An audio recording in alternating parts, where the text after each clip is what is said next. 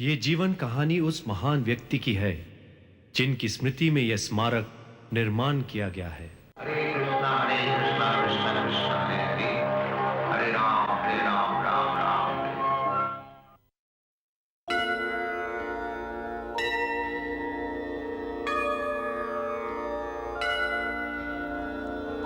संसार दावा नलनीहलोका त्राणाय कारुण्यं घनघनात्वं।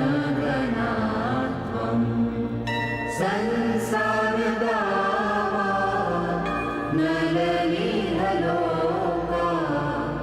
त्राणाय कारुण्यं घनघनात्वम्। प्राप्तस्य कल्याणं गुणनवस्य वन्दे गुरो श्री चरणारविन्दम्। वन्दे गुरो श्री चरणारविन्दम्। वन्दे गुरो श्री चरणारविन्दम्। वन्दे गुरो श्री चरणारविन्दम्।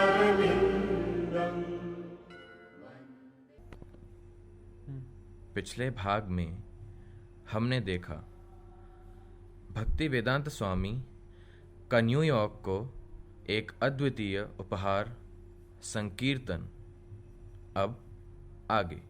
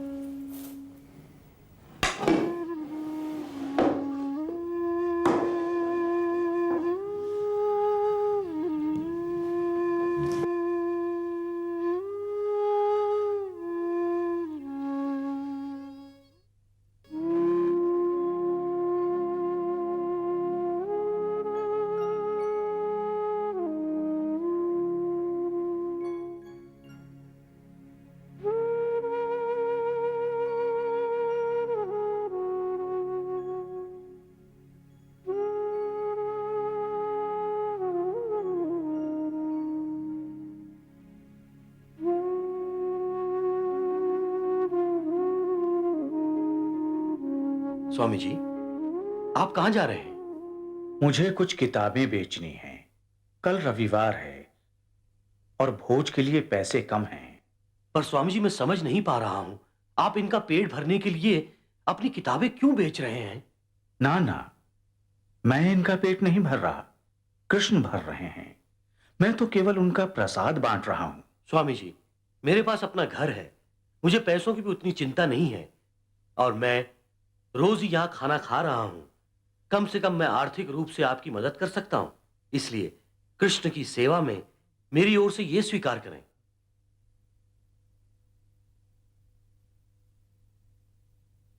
बहुत बहुत धन्यवाद।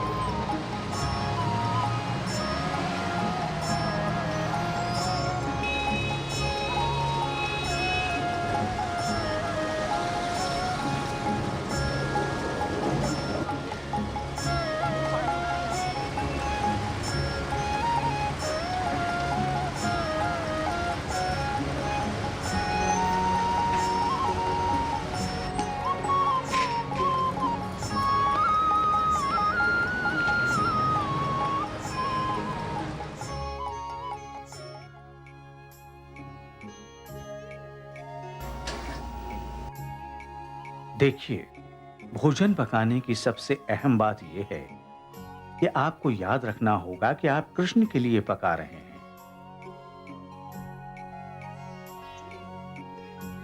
ऐसे कई सारे व्यंजन हैं जो कि सब्जियों, अनाज, मेवा, दूध से बनाए जा सकते हैं और कृष्ण इन व्यंजनों को स्वीकारते हैं। कृष्ण कभी भी मांसाहारी भोजन नहीं स्वीकारते। क्या आपने सब्जियां धो ली हैं? जी हाँ स्वामी जी। अब ये दाल पक चुकी है और हमें इसमें छौंक लगाना है। मैं आपको छौंक लगाना सिखाता हूं। पहले एक पैन ले लेते हैं। हाँ, इसके बाद हमें इसमें थोड़ा घी डालना है।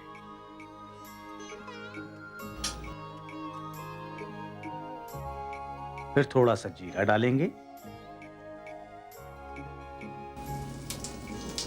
फिर ये कटी हुई अदरक,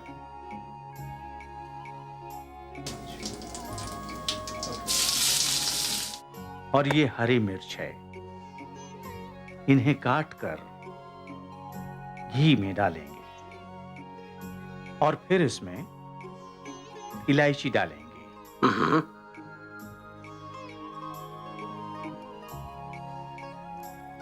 अब इसे तलेंगे जब तक अदरक सुनहरी हो जाए और धुआं उठने लगे। फिर इस पकी हुई दाल को इसमें मिला दीजिए और फिर देखिएगा कि इसमें कितना अच्छा स्वाद और जायका आएगा। तो खुद को पंडित कहने वाले लोग भगवत गीता के अपने बेढंगे रूपांतरण से लोगों को गुमराह कर रहे हैं। मैं आपको एक सच्चा उदाहरण देता हूं कि किस तरह चीजें छल योजित की जाती हैं। हमारे अध्यक्ष मिस्टर गोल्डस्मिथ भी यहां हैं। ये जानते हैं कि किस प्रकार एक चालाक वकील अपने इसी रूपांतरण से कई काम कर लेते हैं। जब मैं कोलकाता में था तब सरकार ने रेंट एक्ट पर नया कानून लागू किया था और एक चालाक वकील ने अपने रूपांतरण से सब कुछ बदल दिया।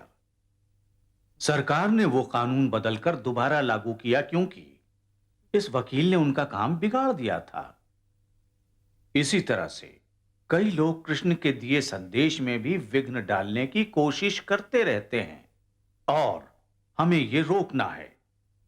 इसीलिए हमें एक आध्यात्मिक संगठन बनाना होगा जो कि दुनिया भर में कृष्ण का कानून लागू करेगा। तो मिस्टर गोल्डस्मिथ, अब आप कुछ कहना चाहेंगे?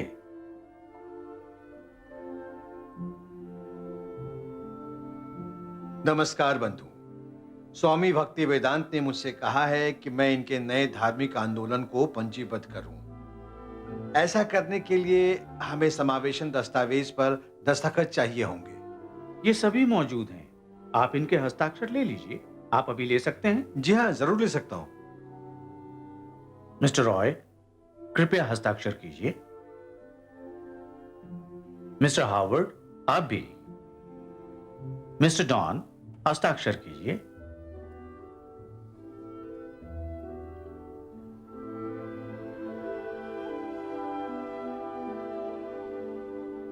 कीत कहां है?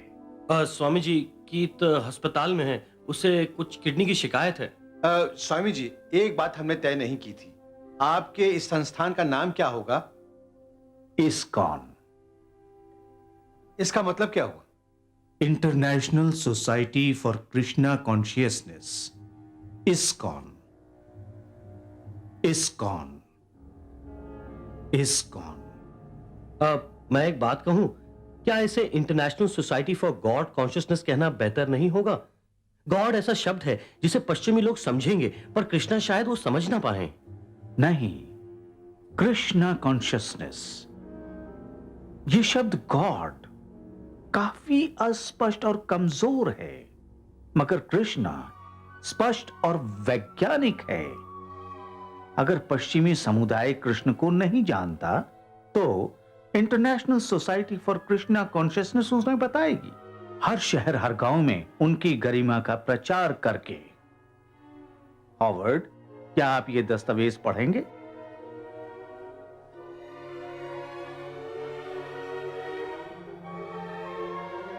एक, सारे समाज में आत्मिक ज्ञान का प्रचार करना और सभी लोगों को आत्मिक जीवन की शिक्षा देना ताकि दुनिया में अमन और एकता बनी रहे। 2, भागवत गीता और श्रीमद् भागवतम के अनुसार कृष्ण जागरूकता का प्रचार करना। 3, समाज के सारे सदस्यों को एक दूसरे के और कृष्ण के निकट लाना और सभी को बताना कि हर एक आत्मा में परमात्मा का अंश होता है। 4, श्री चैतन्य महाप्रभु के निर्देशानुसार धार्मिक रूप से प्रभु के नाम को जपना और उसका प्रचार करना। 5, सदस्यों और समाज के लिए कृष्ण को अर्पित एक ऐसी पवित्र इमारत खड़ी करना जहां भक्त अपना समय व्यतीत कर सके। 6, सदस्यों को एक सरल और प्राकृतिक जीवन की शिक्षा देने हेतु उन्हें और निकट लाना। 7, ऊपर लिखे गए सभी लक्ष्यों को साधने के लिए नियतकालिक पत्रिकाएं, पुस्तकें और अन्य लेखों को छापना और बांटना।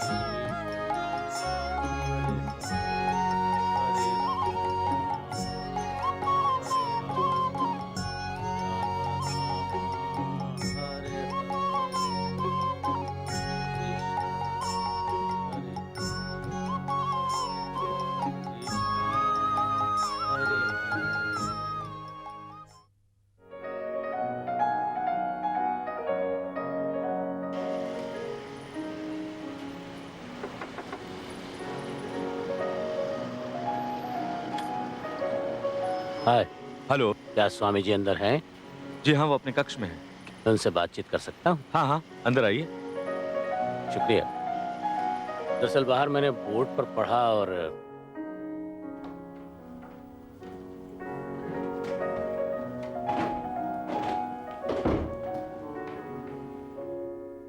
स्वामी जी कोई आपसे मिलना चाहते हैं। उन्हें अंदर आने को कहिए। अंदर आइए। शुक्रिया। बैठिए।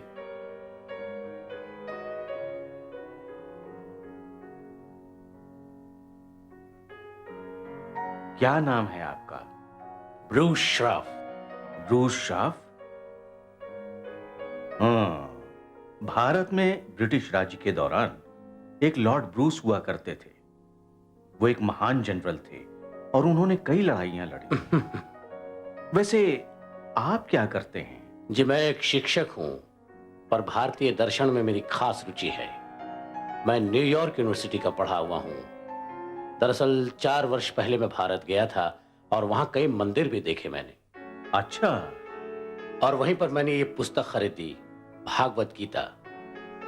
मैं इसे अक्सर पढ़ता हूं। फिर आपके यहां मैंने ये बोर्ड लगा देखा कि आप भागवत गीता पर प्रवचन देते हैं, तो आपसे मिलना चाहा। आप व्यस्त तो नहीं थे ना? ना, मैं भारत देश से आप ही जैसे लोगों से तो मिलने आया हूं। मैं भागवत गीता रोज पढ़ता हूं। हाँ। अच्छा, तो कुछ पढ़िए, कोई भी छंद, कोई भी। जी पढ़ूं? किताब खोलिए, कोई भी पन्ना, कोई भी, और पढ़िए।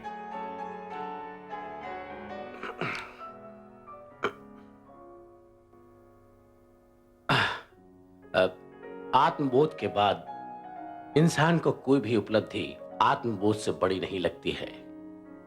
एक आत्मबोधित व्यक्ति बड़ी से बड़ी विपदा से भी नहीं टूटता है। दुख से सभी नाते तोड़ लेने की अवस्था को योग कहा जाता है।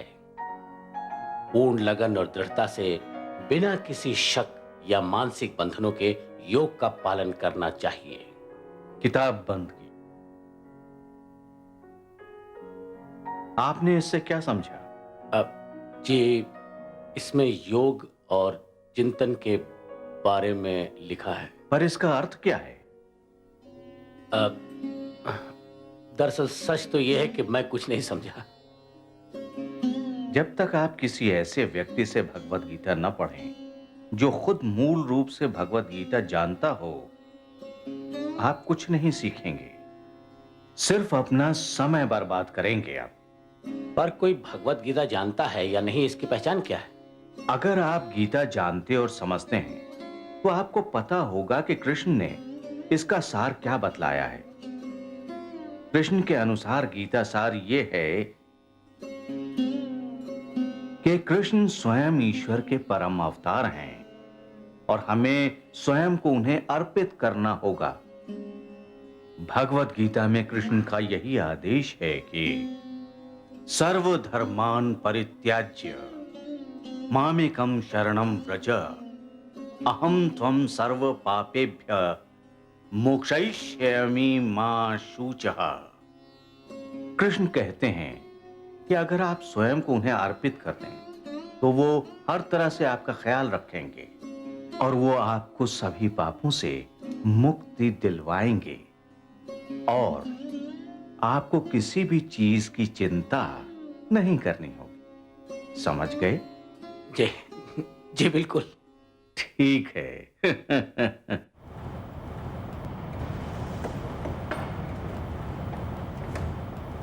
तो स्वामी जी से मुलाकात कैसी रही? बहुत अच्छी। घंटे भर पहले तक मैं सोच रहा था कि भारत जाकर पूर्वी दर्शन शास्त्र का अध्ययन करके प्रोफेसर बनूं, पर अब मैं वहां नहीं जाऊंगा। भारत का सारा ज्ञान तो यहां चला आया है।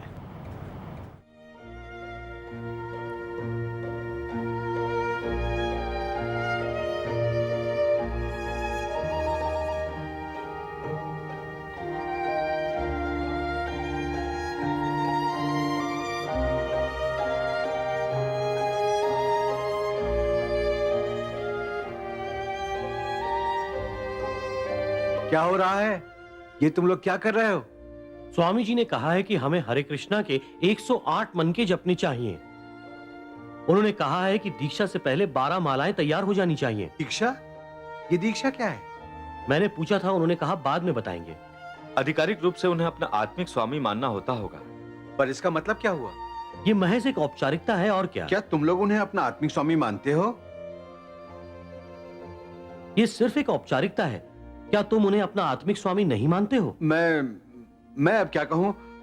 गुरु के तौर पर स्वामी जी मुझे बहुत अच्छे लगते हैं और मुझे उनकी दीक्षा भी अच्छी लगती है। तो फिर इस बात से क्या बदल जाएगा? समझ तो मैं भी नहीं पा रहा हूं। शायद हॉवर्ड सही है, यह महज औपचारिकता ही है। तो आज जन्माष्टमी है, जब श्री कृष्ण प्रकट हुए थे। ये बड़ा ही शुभ दिन है। आज हम दिन भर नमन करेंगे, पढ़ेंगे और कृष्ण जागरूकता की बातें करेंगे।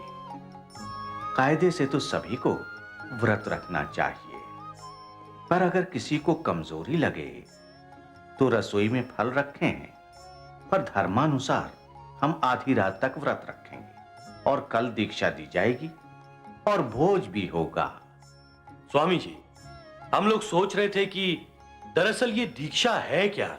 दीक्षा का मतलब होता है कि आत्मिक गुरु अपने शिष्य को अपनाता है और हर तरह से उसकी जिम्मेदारी उठाता है और शिष्य अपने आत्मिक गुरु को अपनाता है और उसकी पूजा ईश्वर की तरह ही करता है।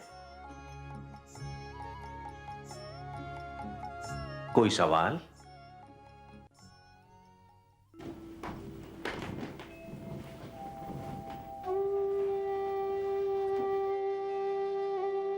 कहिए।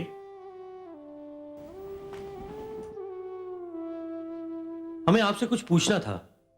हाँ हाँ, अवश्य पूछिए। आपने ऐसा क्यों कहा था कि हमें अपने आत्मिक गुरु को ईश्वर मानना चाहिए? मैंने कहा था कि आप अपने आत्मिक गुरु को ईश्वर की तरह ही मानेंगे। ये नहीं कि वो ईश्वर है। इसका अर्थ कि वो भी उसी सम्मान के लायक है जो ईश्वर को दिया जाता है, क्योंकि वो ईश्वर का प्रतिनिधि है। यानी वो ईश्वर नहीं है? नहीं, ईश्वर तो ईश्वर है। गुरु को ईश्वर जैसा माना जाता है क्योंकि वो ईश्वर का प्रतिनिधित्व करते हैं। जैसे कि सरकारी ऑफिसर सरकार जैसा ही होता है, क्योंकि सरकार उसे वो हक देती है। वो उसका प्रतिनिधि होता है। समझ गया? जी हाँ, आप सब कुछ साफ साफ समझ गए। देखिए, आपके सवाल से लगता है कि आप समझने का प्रयत्न करते हैं, यानी कि ध्यान से सुनते हैं। मेरे गुरु महाराज कहते थे कि मैं सुनकर ही एक पवित्र आत्मा की पहचान करूं, न कि देखकर। सिर्फ इसलिए कि कोई लंबे बालों या दाढ़ी या शारीरिक आकर्षण का धारक है। आपको सुनना चाहिए और आप में इतनी बुद्धि होनी चाहिए कि आप सवाल कर सकें, जैसे कि इस समय आप मुझसे सवाल कर रहे हैं।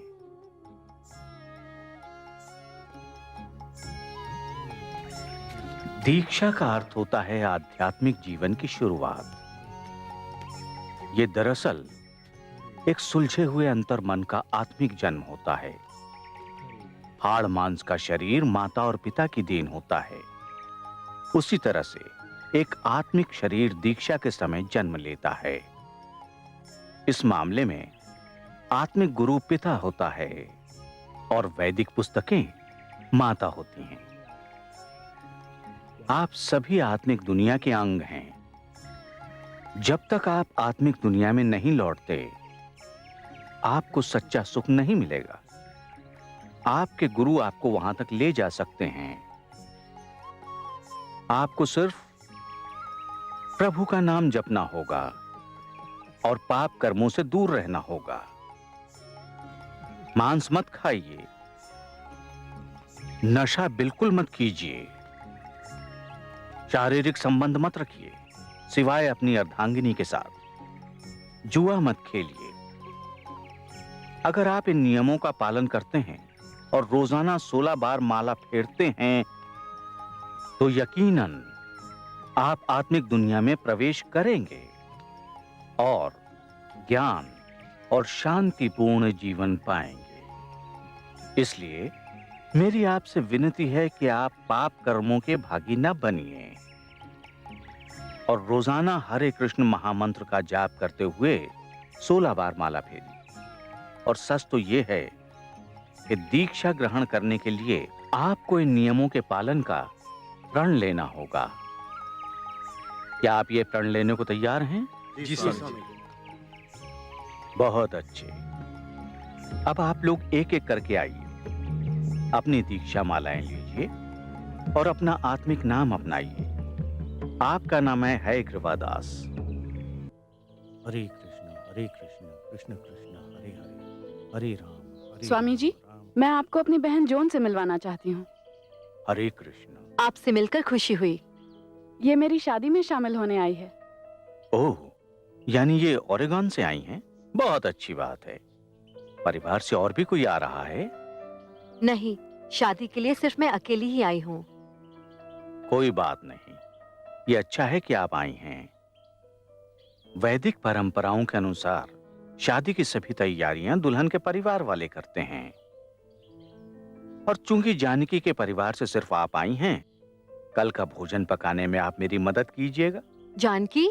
ये मेरा आत्मिक नाम है। सचमुच? आप क्या करती हैं? मेरी एक दुकान है सिरामिक्स की। ये एक शिल्पकार है और खुद ही गुलदान बनाती है। बहुत ही सुंदर काम करती है। तो ये शिल्पकार हैं? बहुत अच्छी बात है। आप चित्रकारी भी करती हैं? जी, पर वो मेरी खासियत नहीं है।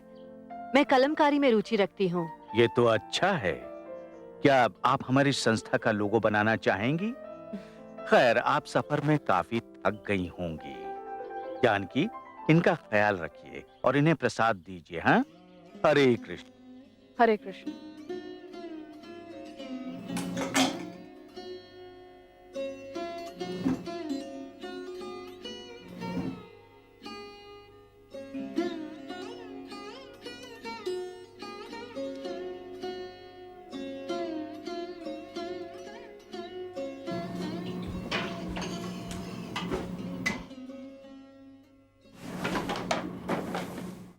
आप आ गई? सारा सामान ले आई ना? जी हाँ। अच्छा, आप हाथ धो लीजिए। अब आपको मेरी मदद करनी होगी। अब दुल्हन के परिवार में सिर्फ मैं और आप ही तो हैं, तो हमें ही सारी तैयारियां करनी होंगी। क्या आप आटा गूंथ सकती हैं? यानी पेस्ट्री या पाई क्रस्ट के लिए? केवल सीधा सादा आटा। आइए मैं दिखाता हूं।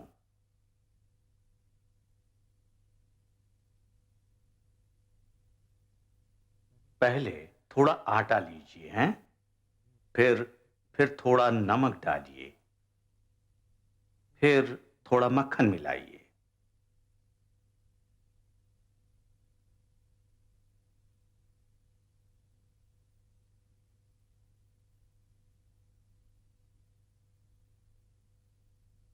फिर इसमें पानी डालिए। ठीक है, अब अपने हाथ धोइए। क्यों? आपने पानी पिया था, आपके हाथ गंदे हो गए हैं। देखिए, जब हम कृष्ण के लिए भोजन पकाते हैं तो शुद्धता और पवित्रता का ध्यान रखते हैं।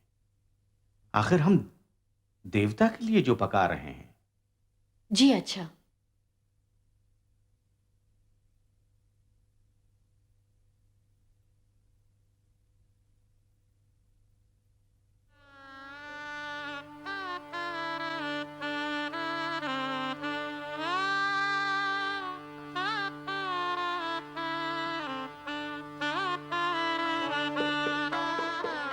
वाह जैन, बहुत ही सुंदर लग रही हो।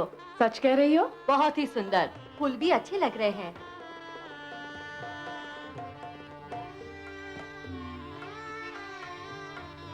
सब कुछ तैयार है। स्वामी जी आपकी राह देख रहे हैं। हम भी तैयार हैं।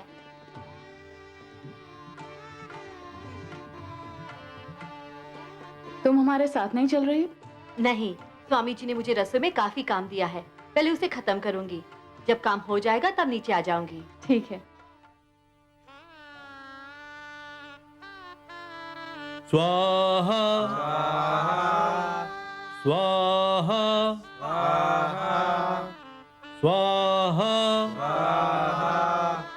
हे कृष्ण करुणा सिंधु दीन बंधु जगतपते, गोपेश गोपिका कांत राधा कांत नमस्तुते। स्वाहा स्वाहा स्वाहा स्वाहा। मैं जानकी देवी दासी को अपनी पत्नी स्वीकारता हूँ और मैं हर तरह से इनका ख्याल रखूंगा। हम दोनों शांति से कृष्ण भक्त बनकर रहेंगे और उन्हीं की सेवा करेंगे। जानकी, क्या आप मुकुंद दास को अपना जीवन साथी स्वीकारती हैं? स्वीकारती हूँ। और क्या आप सदा ही इनकी सेवा करने और कृष्ण जागरूकता से जुड़े कार्यों में इनकी सहायता करेंगी? जी हाँ, करूंगी। अब आप अपनी वरमालाएं बदलिए।